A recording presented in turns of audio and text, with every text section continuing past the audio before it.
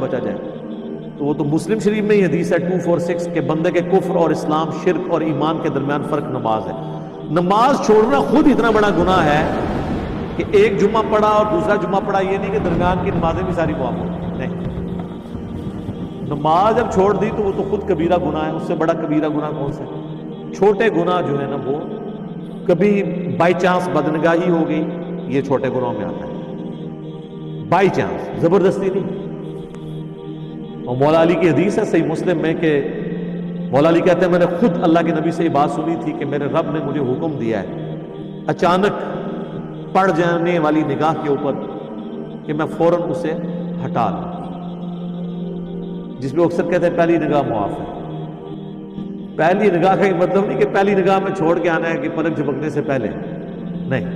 پہلی نگاہ کا مطلب ہے کہ جو اچانک ایک پتہ چلا بس وہ، اور اس کے لیے دیکھنا بھی شرط نہیں کہ بندہ کہ جی میں پہلی کرتا ہوں پھر چھوڑتا ہوں، نہیں۔ جب پتہ چل گیا تو پہلی نگاہ ہو گئی۔ یہ تو ایک محاورتاً بات کی جاتی ہے، تو نگاہوں کی حفاظت کرنا اس حوالے سے ضروری ہے۔ تو یہ اسلام کا فلسفہ ہے جی، توبہ کرنی ہے، اللہ کی طرف رجوع لانا ہے، اپنی اصلاح کرنی ہے، پھر اللہ بھی رجوع لے آئے گا۔ اور اللہ کیسی رجوع لے کے آئے گا؟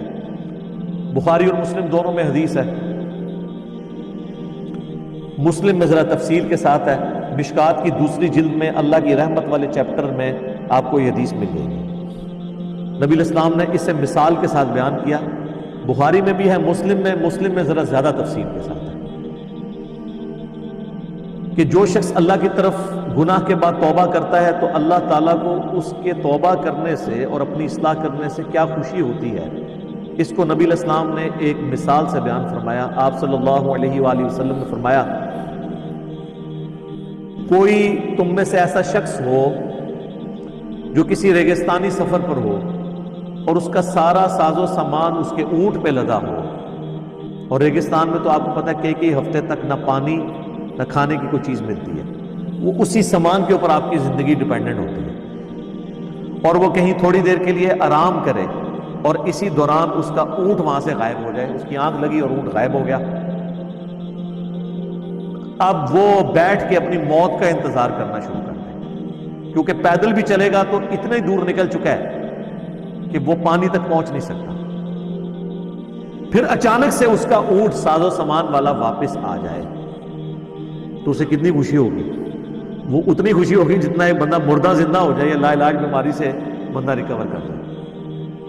تو نبی علیہ السلام نے فرمایا اس کو اتنی خوشی ہو کہ اس کی زبان اس خوشی میں لڑکھڑا جائے، من شدت الفرح، خوشی کی شدت کی وجہ سے، اور کہنا تو اس نے یہ ہو کہ اے اللہ میں تیرا بندہ تو میرا رب، زبان سے اس کے نکل جائے کہ اے اللہ تو میرا بندہ اور میں تیرا رب، لیکن آگے الفاظ ہے من شدت الفرح، خوشی کی شدت کی وجہ سے۔ تو اس سے زیادہ خوشی اللہ تعالیٰ کو ہوتی ہے اس بندے پر جتنی اس اونٹ ملنے والے کو ہوگی کہ جب کوئی شخص اللہ کی طرف گناہ کے بعد توبہ کرتا ہے۔ سبحان اللہ، توبہ ویسے بھی آپ نے کرنی ہے، بخاری مسلم میں حدیث ہے،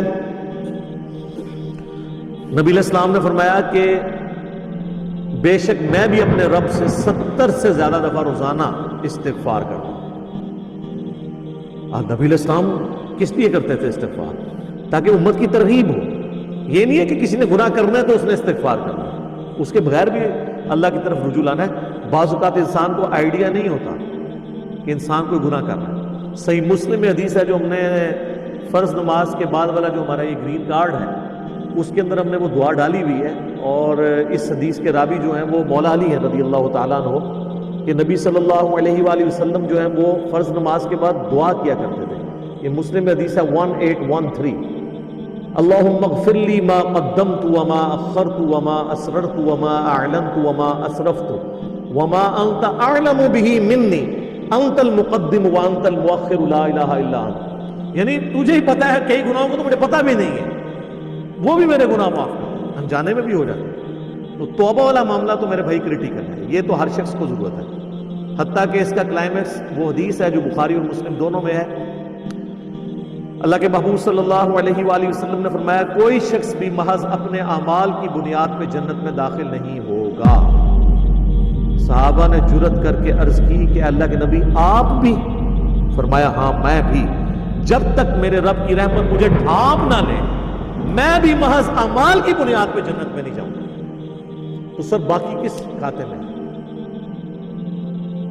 تو توبہ، استغفار، رحمت کی دعا کرنا یہ ہر ٹائم متوجہ رہنا چاہیے۔ صحیح مسلم میں حدیث ہے کہ جب انسان زنا کرتا ہے تو اس وقت وہ مؤمن نہیں ہوتا، جب وہ چوری کرتا ہے وہ اس وقت مؤمن نہیں ہوتا۔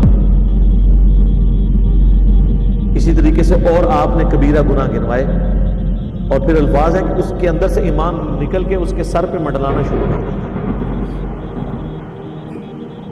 حتیٰ کہ جب وہ اللہ کی طرف رجوع آتا ہے تو پھر ایمان اس کے اندر واپس آتا ہے۔ بڑا خطرناک معاملہ ہے۔ استغفر اللہ الذی لا الہ الا ہو الحی القیوم واتوب الیہ من کل ذنب واتوب الیہ، آمین۔ اب جناب ساتھ ہی سائملٹینیس کنٹراسٹ